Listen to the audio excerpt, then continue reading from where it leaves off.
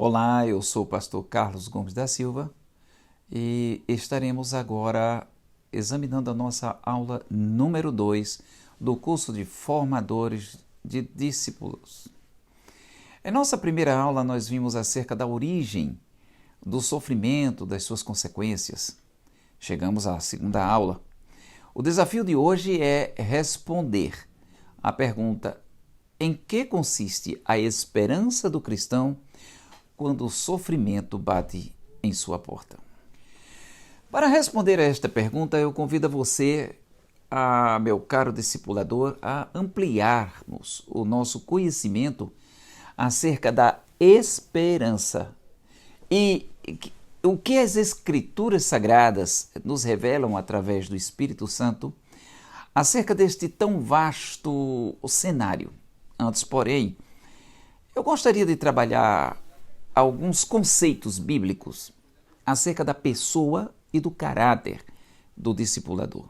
Em primeiro lugar, precisamos destacar que o conhecimento bíblico acerca de temas como a esperança, fé, tribulação, o Pai, o Filho, o Espírito Santo, a Igreja Cristã e sua história, a missão da Igreja, os anjos, os espíritos malignos, a escatologia e qualquer outro tema de teologia bíblica e teologia sistemática são por demais importantes para o formador de discípulos. Isso porque ele vai ser inquirido, perguntado acerca de temas e situações que podem deixar um tanto em dificuldades quanto a ter respostas.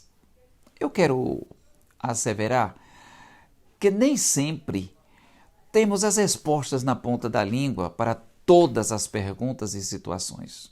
Precisamos ser humildes e confessar que não temos muita segurança quanto ao tema, mas que iremos investigar e depois daremos a resposta. Ninguém vai te condenar por isso, a menos que a pergunta tenha outro sentido, senão o de procurar nos embaraçar e humilhar. Porém, esse tipo de coisa não pode nos constranger ou abater. O segundo ponto que eu gostaria de destacar aqui: o formador de discípulos deve ser um estudioso, um amante da palavra de Deus, um estudante perseverante das Escrituras, dando ênfase aos detalhes do texto lido. Afinal, a Bíblia Sagrada é o livro da esperança. Outro ponto que considero importante diz respeito acerca de nosso relacionamento com Deus. A nossa vida devocional, cântico de hinos, leitura bíblica devocional, oração em particular ou com a família, em horários definidos, constitui marcos firmes para a convicção do discipulador. Por último, e não menos importante, destacamos que a nossa luta não é contra a carne nem o sangue. Isso você pode ver em Efésios capítulo 6, versículo 12.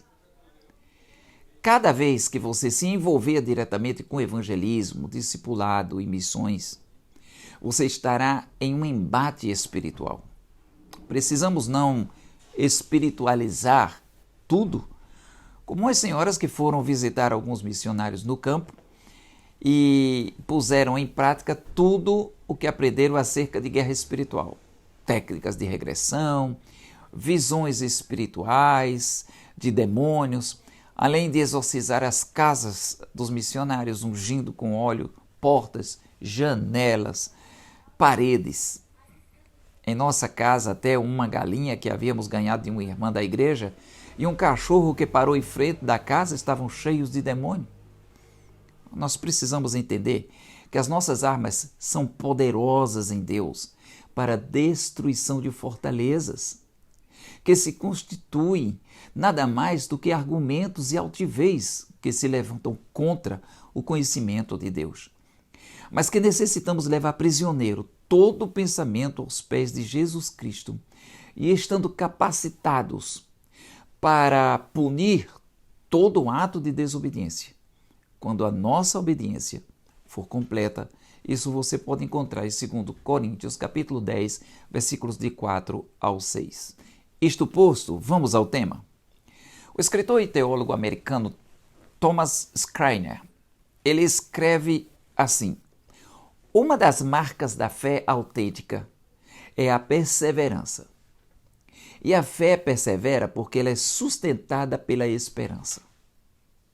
Eu vou repetir. Uma das marcas da fé autêntica é a perseverança. E a fé persevera porque é sustentada pela esperança. Tomando como base 1 Tessalonicenses, capítulo 1, versículo 9 e 10, Schreiner, ele explica que uma mudança de fé implica um voltar-se de forma radical para o Deus único e incomparável. E como consequência, uma nova lealdade, uma nova visão de futuro, uma esperança renovada. Consequentemente, isso pode também implicar em perseguição, direta ou indireta, dependendo das circunstâncias, do habitat original do novo convertido. Em famílias e lugares onde essa conversão se efetue, pode trazer transtornos na família, no ambiente social, no trabalho, na escola, na vizinhança, etc. Em locais onde a religião islâmica, hinduísta ou mesmo católico-romana são predominantemente arraigadas na cultura do povo, converter-se ao cristianismo protestante, por exemplo, podem implicar em ameaças e perdas de muitas coisas, inclusive perseguição e morte em alguns países extremamente radicais. Discipulado pressupõe um custo, e isto pode ter consequências, exigir renúncias de várias coisas, definir o senhorio de Cristo acima de qualquer coisa. O próprio Senhor Jesus ensinou que, para ser discípulo, pelo menos 3 coisas, neste contexto, se fazem necessárias. Vamos a vê-las? Lucas capítulo 14, versículo 26.